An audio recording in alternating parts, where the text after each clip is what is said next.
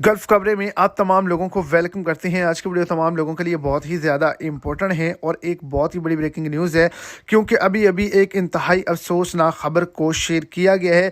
Saudi अरब जाने वाली जो फ़्लाइट है उसके साथ इंतहाई अफसोसनाक हादसा पेश आया है। इस फ़्लाइट के अंदर, इस जहाज़ के अंदर जो है वो 250 से ज़्यादा जो अफराद थे वो सवार थे, जो कि तमाम के तमाम जो हैं हादसे का शिकार हुए हैं। तो वीडियो की तफसीलात को जानने के लिए वीडियो को एंड तक देखें ताकि आपको तमाम डिटेल्स की अच्छे से समझ आ सके।